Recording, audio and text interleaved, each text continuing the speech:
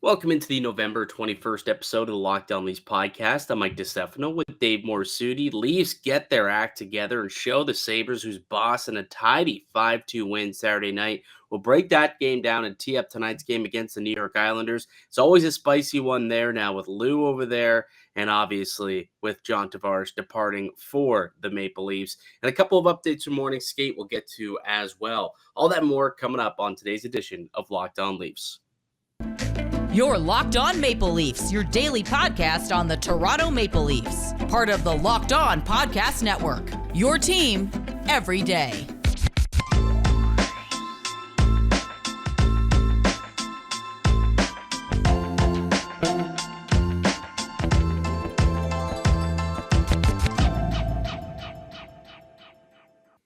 Hello and welcome to the Locked On Leafs podcast, your one-stop shop for all things Leafs. I'm your host, Mike DiStefano from TSN 1050 Toronto Radio, also known as Al's brother on TSN's Overdrive and TSN 1050's Leafs Lunch. Joining me, it's my co-host, Dave Morassutti from Sportsnet, also a writer for the NHLPA. Locked On Leafs is a daily Maple Leaf-centric podcast, so be sure to subscribe for free wherever you get your podcast from. You can also now catch us up on video on YouTube. Just search up Locked On Leafs. Hit subscribe and follow along. We got brand new content coming out each and every day, Monday through Friday. It's all Leafs all the time. And we got a game to recap. We got a game to tee up. And then we got some practice updates as well, Dave. So a bit of a busy show here. So let's get right into it. The Sabres had always given the Toronto Maple Leafs fits. Doesn't matter where they are in the standings. The Leafs have always had their hands full whenever they played the Buffalo Sabres. Not the case Saturday night. Pretty tidy win for Toronto. Yeah, it's definitely one, especially the disappointment of losing against the Devils in that overtime game. The Leafs needed a game like this against the Sabres, and yeah, we know exactly the frustration they went through last year, where they constantly were losing to a team that, frankly, they should have been beating, and how badly they were getting beaten by the Sabres. So it was nice to know that the Leafs had their focus from right from the get go in this game. Yeah, they did. They really did. And I thought that they controlled the tempo, the pace of the game pretty well the entire way through. I thought special teams were outstanding. And, they were getting some good 5-on-5 play. With that, why don't we get to, since we got a lot to get through today, let's get right into our 3 stars. Then that's our way of breaking down the game today. So why don't you give me your 3rd star of the game, Dave? 3rd star for me is going to be John Tavares. Like he was an animal in this game. Like he had the deflection to get the first goal. Then he had the sweet setup on William Nylander's breakaway goal, which so Tavares continues to just show that he's on another level this season. He is. He's been honestly he's been great all year long, and it's been really nice to see him kind of pop and show a level of consistency that we haven't quite seen out of JT in the last couple of seasons. And by splitting up Marner and Matthews, it's really kind of allowed him to come alive and stay alive, I guess you could say. Although we did somewhat see the lines get put back together for a few shifts there, but I think tonight it's going to go back to being that. For me, I got to go with my 3rd is the power play, right? They went 2 for 3, a couple of goals there. They looked really, really good.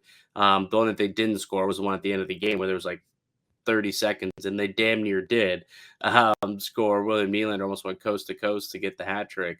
But it was just nice to see that power play start clicking. It had been they've been scoring, but it hasn't looked fantastic. And I thought that it was actually looking real good in that game. So I do want to give the power play 3rd star honors. Who are you giving the 2nd star to, Dave? 2nd star is to Mitch Marner. I thought he was really good in this game too. That play, the heads up play he made on the Giordano goal, not a goal, and that's a goal. Like the weirdest sequence. So what did you make of that? So when I was watching it, I guess I didn't realize at the time in live action that was like a good goal, because I just saw it go to the side. But then upon replay, you could totally see, that went inside the peg, fully over the line, and then went out. But, like, the broadcast, like, CC's out there saying, "Oh, that's gonna be really close." I'm like, "Not really, that's 100% looks Yeah, like a cross the line, confirmable man. goal to me." And even, like, in the intermission, like, Kevin BX is like, "Oh, I don't know, I didn't like that. Who would have known? If the post was there, maybe he would have been able to kick it and it would have hit the post." I'm like, "No, dude, that fully crossed the line. That was 100% going to be a goal for me," and I thought the refs got it right. Yeah, I think they did. I mean, the net come like I've seen a play like that go against the Leafs in the past. I mean, it's just those are just one of the easier ones to make. I know that a lot of people are like, oh, finally a review that goes Toronto's way. It was like, well, I mean, that one was kind of an easy one to call once you kind of broke it down. And yeah, Gio knew right away he was not gonna be denied. And I think that made him what the one of the oldest, I mean, at least the oldest Leaf to score a shorthanded goal. So Yeah. pretty cool little stat there.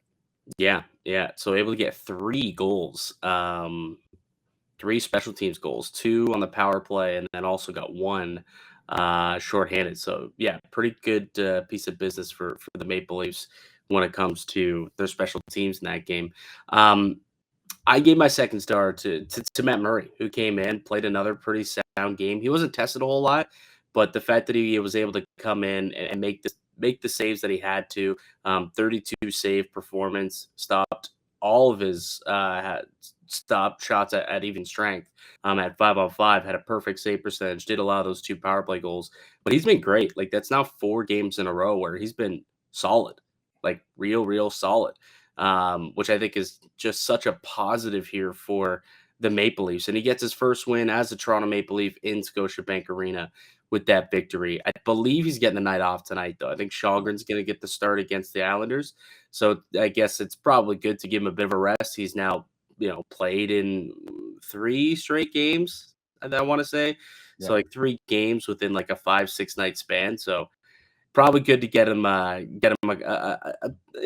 rest tonight so that he can get going for for later in the week when they are going to have to play. I think they got Pittsburgh, then they got a back to back as well. They're going to have to play Minnesota as well. So I thought that he was pretty good though. So second star honors for me for Matt Murray winning his first game at Scotiabank Arena as a Maple Leaf. First star, Bill Nye the Rich Shot Guy. Yeah, well, he was my de facto. Yeah, no, I knew you were gonna give your boy Daddy Fresh the star. That's why I didn't put him in my 3 stars. But yeah, William Nylander with like his second goal of the game. I think I The want to say, breakaway. yeah, the breakaway goal, like just unbelievable hands in tight. Um, I've been so like a quiet 10 goals this season for William Nylander. Like, I don't know if I would say quiet. I think just like oh, he just kind of got off, I guess, to a decent start, and then he's just been consistently like every other game seems like getting on the score sheet, finding a way to score a goal. What I thought was encouraging though in that game was, and that when he scored on the breakaway, that was like the second breakaway that he had gotten in that game. The first one he wasn't able to finish. But if you remember, like last year, he was getting like 2 or 3 breakaways per game last season. Like he was really being able to get sprung for breakaways. He was scoring on a lot of them. I had after watching that in last night's game, I remembered, and I'm like, we haven't seen that as much this year. Am I wrong about that, or have we not seen him get sprung for as many breakaways as we did a year ago? I haven't. Yeah, I don't think he's gotten as many. He's gotten quite a few like odd man chances, and like you're often seeing him in those positions. Like, oh, I like, well, he's got a good chance to score, and it's missed the net or the goalie makes a good save. Like he's been close. I mean, he's putting himself in great positions to get these scoring chances. I mean, also the important thing is he's doing it at 5-on-5, right? Yeah, I know he's been productive on the power play, but I just like that, we said that in order for this team to really take that next step, a guy like Willie Neon is going to have to step up with John Tavares. And it's funny because they made that line change, and we're like, you know what? It's not bad that Martin or Matthews are split up because also you're getting Nylander a different look. And no, put him with Tavares, and they make that magical goal. And I'm like, okay, like that's good for their confidence as a group, because Tavares is always complimented on the what Nylander brings. I think they just got to keep this consistency going. They just got to keep building this throughout the season. Yeah, completely agree. It's been nice to see, and I think William Nylander, like, if this is the consistency that he can bring night in, night out, like this team's got a good chance to win a lot of hockey games, because Marner now on a what's he on 12-game point streak. He's gonna get his points. Eventually, these goals are gonna start dropping for Austin Matthews, especially at 5-on-5. Still sitting at just 2. The shooting percentage is up 4. But everyone else seems to be scoring around him, which is great. So once those goals start coming from Matthews, and if everybody else can keep up this pace, at least you're going to win a lot of hockey games this year. A lot of hockey games. And they got another chance to win a hockey game later tonight. They'll be taking on the New York Islanders at Scotiabank Arena. But before I get into all that, let me tell you about one of today's show sponsors, and that's Simply Safe. Did you know that over the holidays, property crimes like burglaries and package theft spiked nationally? That's why our friends at Simply Safe Home Security are offering 50% off their award-winning security system, so that more families can feel safe and secure this holiday season. Order your Simply Safe system for half off today and enjoy advanced security and greater peace of mind this holiday season. In an emergency 24/7, professional monitoring agents use Fast Protect technology exclusively from Simply Safe to capture critical evidence and verify that the threat is real, so you can get priority police response. Simply Safe is whole home security with advanced sensors for every room, window, and door, HD security cameras for inside and out, smarter ways to detect motion that alert you only when the threat is real, and even in hazard sensors that detect fires, floods, and other threats to your home. With the top-rated Simply Safe app, stay in complete control of your system anytime, anywhere. Arm or disarm, unlock for a guest, access your cameras, or adjust the system settings. Don't miss your chance to save big on the only security system that I recommend.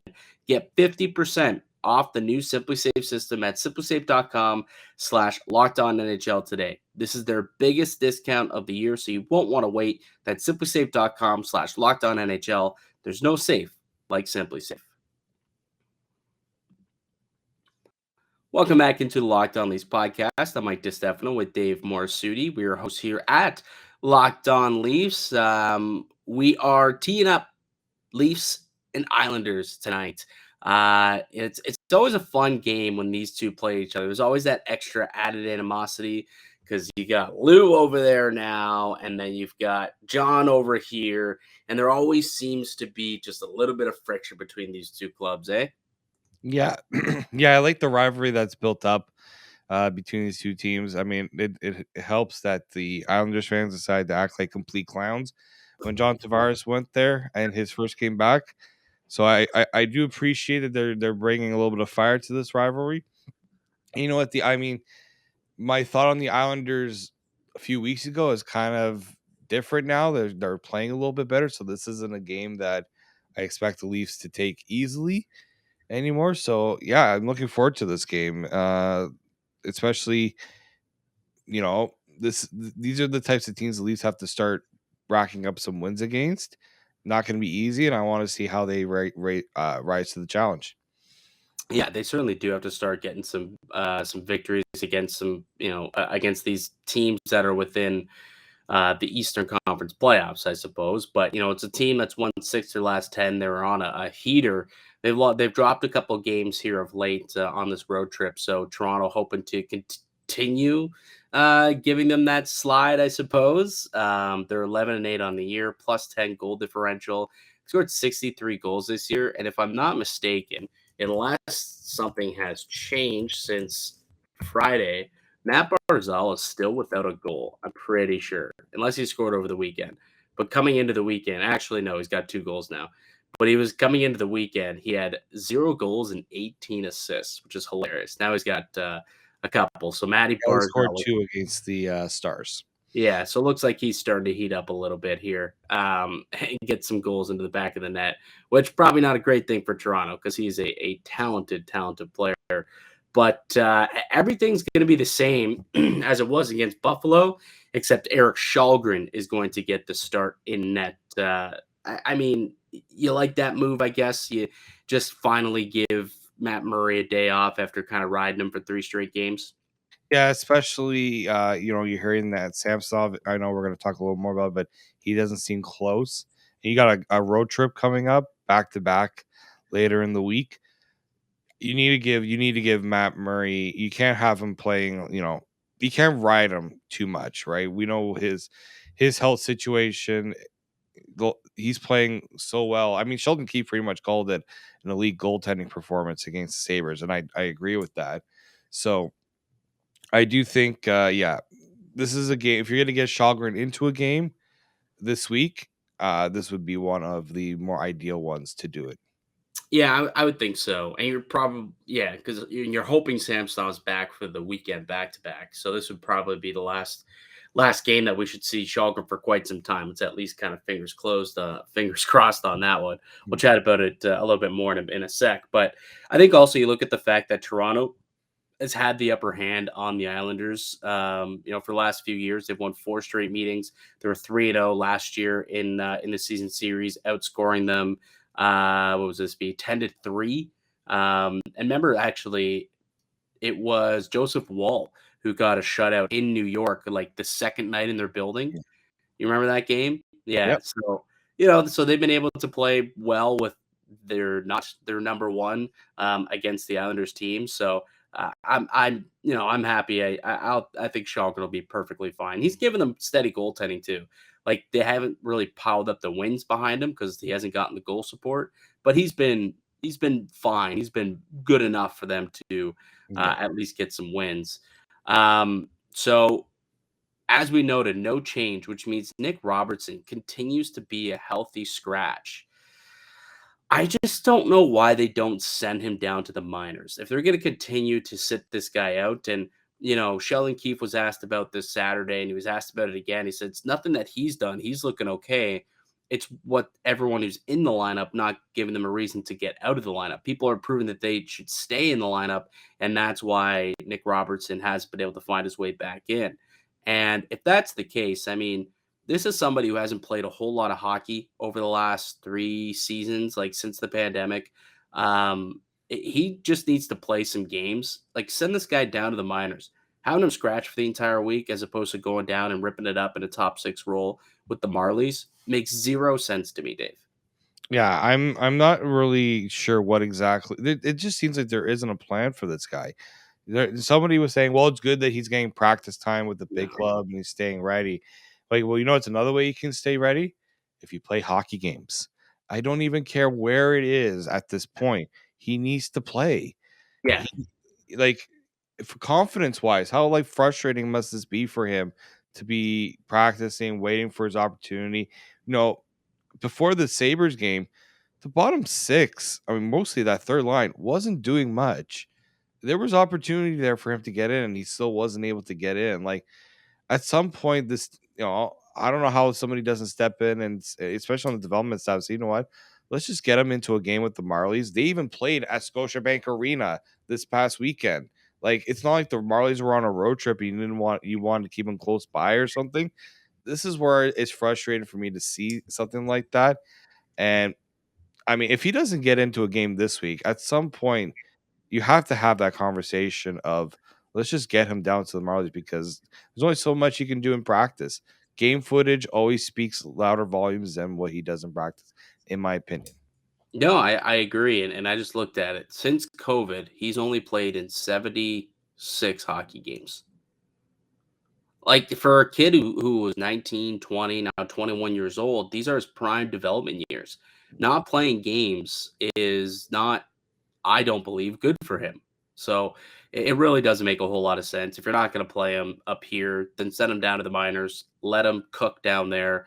And it's completely common for a 21-year-old second round pick to be in the American League for a couple of years before coming up to the big club. If they're not going to play him, if they think that, whatever formula is working right now in their top 6 and they don't want to play him in the bottom 6, then allow him to go and flourish in the American Hockey League. That's the only thing that I guess I would have to say on that one. And getting another scratch here for scratch, I think 3rd in a row. It's a little bit of a head scratcher. I mean, it isn't. It isn't. Like, to be honest with you, I don't mind that he's not playing. I think the team has played well, and he hasn't necessarily like made himself non-expendable. But if you're gonna have him around, play him or send him down. But we'll see what happens there. All right, what are your keys tonight for the? Actually, you know what? Before we get to the keys to the game, let me tell you about one of another of today's show sponsors, and that's BetOnline.net, it's your number one source for sports betting information, stats, news, and analysis. Get the latest odds and trends for every professional and amateur league out there, from football to hockey, basketball to soccer, esports. We got it all covered at betonline.net. We're always the fastest and easiest way to get your betting fix. Head to the website today or use your mobile device to learn more. BetOnline, it's where the game starts. Welcome back into the Locked On Leafs podcast. It's Mike DiStefano and Dave Morassutti, your hosts, here with you today. Maple Leafs taking on the New York Islanders tonight at Scotiabank Arena. Toronto looking for to get a streak going here, a little second win in a row potentially against the Islanders. They've won 4 in a row against the Islanders, and they've won 6 of their last 7 in Toronto against the Islanders. So a lot of things going their way right now, and they're coming off a pretty solid win against the Buffalo Sabres. What do you think the Maple Leafs had to do tonight? What are your 3 keys for them to ensure victory over the Islanders? One is get off to a good start. That's been kind of key for them the last few games. But not just get off to a good start, but watch out for you score a goal, watch for the response, right? Against the Devils, they scored a goal, and then almost literally they were not even like done writing down the goal scorer's name on the goal sheet, and they went back into the back of the net. Like, yeah, they got to watch those swings, because the Islanders, they're a team that's going to want to respond. They've been off to a tough start. They don't want the Leafs to build momentum, so you got to do what you can to just watch those swings of momentum. Yeah, I completely agree. A quick start is definitely something that I had on my list. Another one that I had is you got to get traffic to the net, right? You got to get traffic to the goaltender. We didn't see that a whole lot in the Jersey game. You saw that a little bit more in the Buffalo game. And I think this is going to be important in tonight's game as well. I believe I saw Ilya Sorokin starting tonight for the Islanders. I think I saw Sorokin starting, and if that's the case, he's expected to start at the very least. Like, he's a very good goaltender. Like, he's legitimately potentially a top 5 goalie in the National Hockey League, and if he could see a puck, he's going to stop a puck. So they got to do a pretty good job, like they did a couple of weeks ago. They got to get bodies in front of the net. Try and get some deflections, try and get these goaltenders trying to peek one way and score the other, and try and get some rebounds and score some dirty, greasy rebound goals. That's kind of some of the ways that you got to beat a team like the Islanders, who are pretty gritty. So I think you got to get some traffic out in front of Ilya Sorokin, or even Semyon Varlamov, whoever ends up in net tonight. I believe it's going to be Sorokin. Yeah, confirmed. Yeah, that's another key for me. What's one more you got? One more for me. Shalgren's just gotta be steady. Don't let those backbreaking goals. The Leafs have had good goaltending with Matt Murray. I'm not expecting elite goaltending from Eric Shalgren, but he's been sitting for a little bit. Hopefully this gave him a chance to kind of recharge a little bit. And I leave a good impression if this is potentially his last game with the big club for a little bit. Yeah, absolutely. And here's another one for you. Why don't we start getting some scoring at 5-on-5? Wouldn't that be nice? Some 5-on-5 scoring, right? Sorry, I got that Beach Boys song stuck in my head when you said that. But yes, I totally agree. They're still sitting there, just 33 goals scored at 5-on-5, which is 24th in the NHL, behind the Nashville Predators, behind the Buffalo Sabres, the Detroit Red Wings. They're scoring less goals than all those clubs. They have the same amount of goals scored currently as same amount of goals. No, they have one more goal than the Anaheim Ducks, for Pete's sake, than the Philadelphia Flyers, for Pete's sake. This is where the Maple Leaf scoring is at 5-on-5. Luckily, they are not being scored on a whole lot at 5-on-5. They're actually, what are they, sixth in the NHL, seventh in the NHL in goals against that 5-on-5. But they got to start putting pucks in the back of the net when it's full strength, and especially Austin Matthews, who's still sitting there with 2 5-on-5 goals because he's been the king of that all season long. So 5-on-5 scoring has got to be a priority for this team going forward for sure. Okay, couple of notes from practice from today. Sheldon Keefe did speak on Ilya Samsonov and T.J. Brodie. So Samsonov expected to take part in full practice tomorrow. He'll get back and skate, and hopefully he will be ready to go for this weekend. There's an upcoming back-to-back. We've got Minnesota, and then I believe is it Pittsburgh on the Saturday? Yeah. Pittsburgh again. Yeah, so Minnesota and Pittsburgh. So hopefully he'll be ready to go for one of those games. I would probably think, like, if he's good to go for Minnesota, that'd be terrific, right? You got Minnesota on the Friday, and then you allow Matt Murray to play Pittsburgh again after a solid outing on the Saturday, perhaps. That's probably what I'd be hoping for. Yeah, especially, Minnesota's in a bit of a tough stretch right now. Marc-Andre Fleury's sidelined.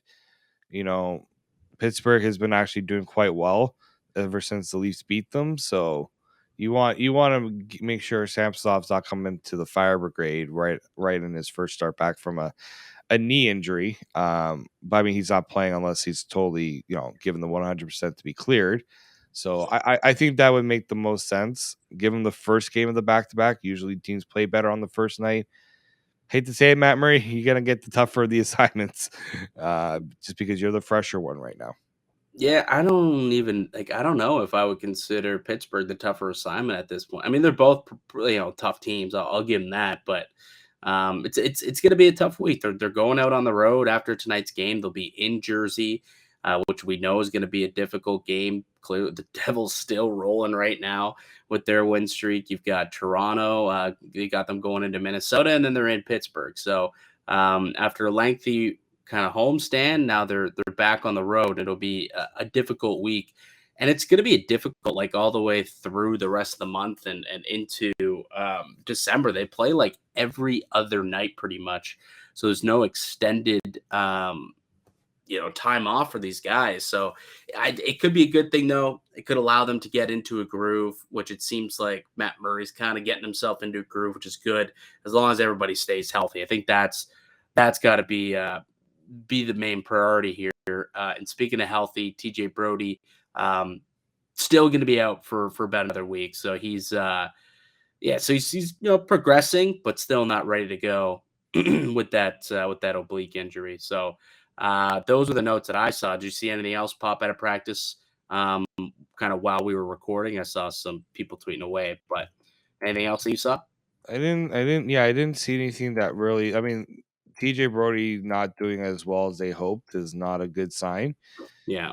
Him being, constantly feeling it. That's going to be a tough one there. Well, they said it was going to be what, 2 weeks? At least 2 weeks. So, like, it's the fact he's not ready shouldn't be surprising, but it just seems like they're kind of tempering expectations for him to not really push. Like, he's not traveling at all, which means, like, he's not gonna be anywhere close.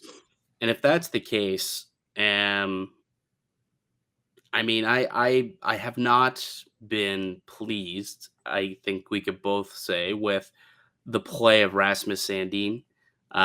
Even, Liljegren's had his gaffes too. And Kyle Dubas did come out last week and say, over the next few weeks it'll give us a chance with Brodie out to take a look at these young kids in Liljegren and Sandin and see if they can try and fill from within. Not sure we've seen that, and it might be time for the Maple Leafs to make a move here at some point and get themselves a legitimate top 4 defenseman to put in that group. Yeah, we're just seeing too many of the same mistakes, right? Yeah. Especially from Sandin. He's the latest guy to, not be in the good graces of the fan base when he held out for a contract, comes back, hasn't really done what is probably expected of him. And I understand that they're going to continue to support him. It's tough to, be behind the 8 ball, but at the same time, I'm seeing the mistakes that he's making, and he's got to learn from them at some point. Yeah. Otherwise, you got to go find somebody that's not going to put yourself in the situations that you constantly find yourself in when Sandin's on the ice.